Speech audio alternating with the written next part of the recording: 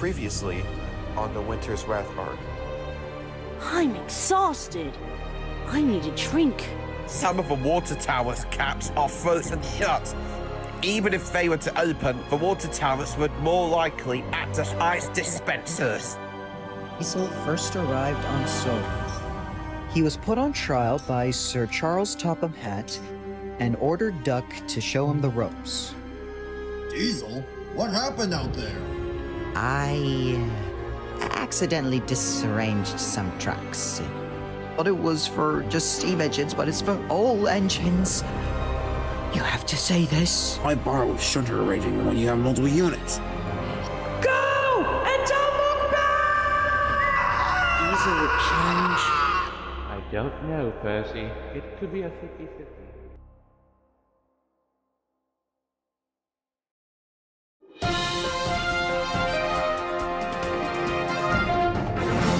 Dylan Cole here, live in the Vicarstown retirement home.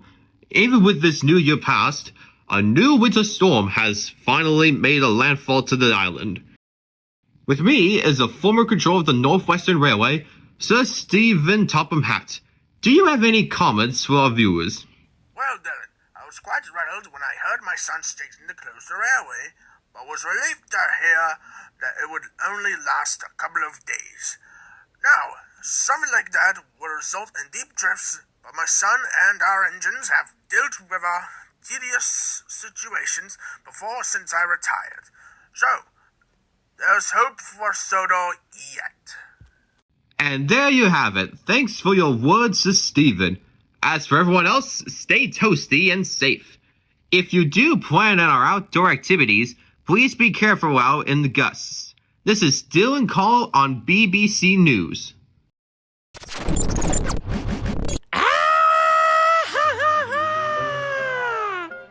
The Diesels were in disbelief to see what was happening. Look at my lovely diesel works! The ice is thawing through!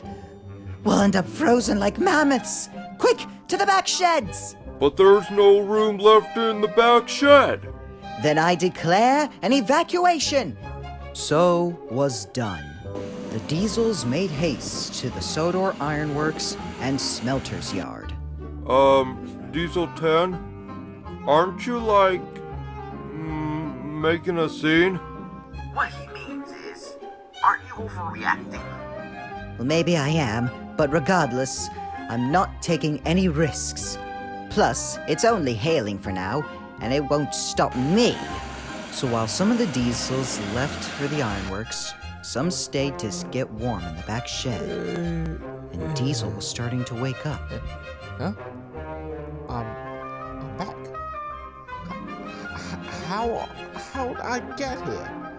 The last things I remember was I took a train to the mainland. I got lost thanks to the frozen points. It was cold and dark, and I could have sworn I saw that building. Well, you're safe now, Diesel, and you're topped off with new fuel. We could repaint you, but there's a locomotive crisis along the Little Western and Harwick branchline, so Topham Hatt needs you there immediately.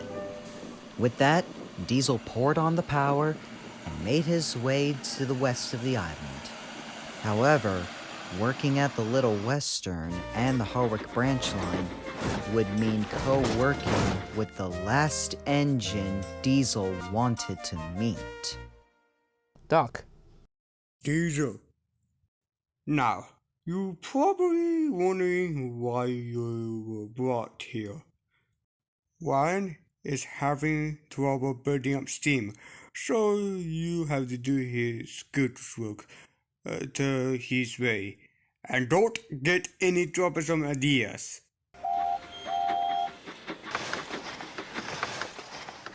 Diesel was determined to make a good impression on himself for Duck.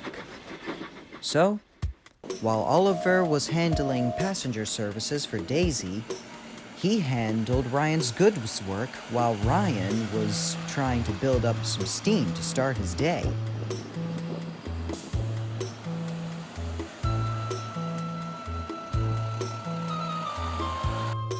Despite working with no mischief, Duck was still having his doubts. Even the trucks were skeptical about Duck's denial. It seems like this engine's always going about the great western place. Why don't you fly south for the winter, pal?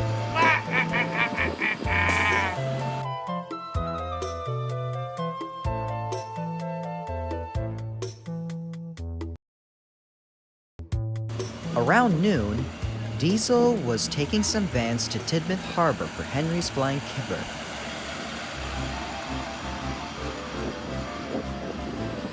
Next, he took a batch of empty plank wagons to the Tidmouth shunting yard for a future train.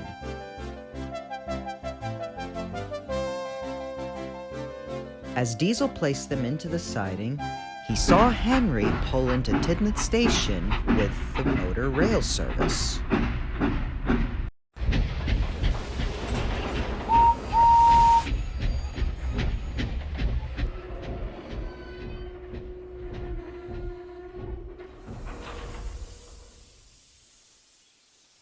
A passenger train pulling a train with cars of flatbeds. Well, fancy that.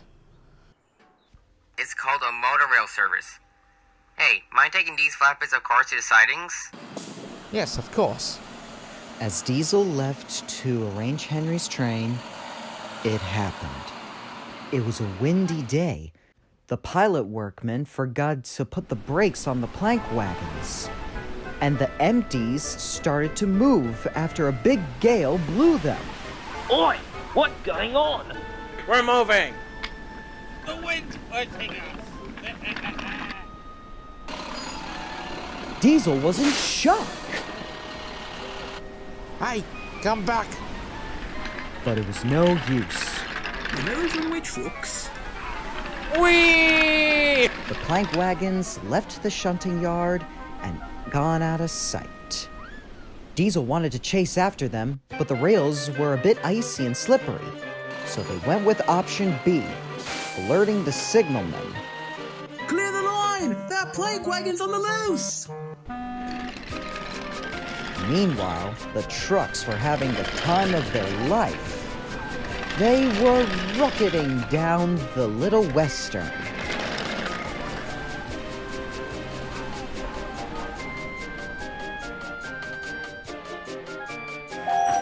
At Tidmouth Halt, Duck was just finishing up his passenger run with the slip coaches when he saw the runaway train. Looks like we're having roast duck tonight. He couldn't back up and hurt his coach and passengers, so he braced for the impact.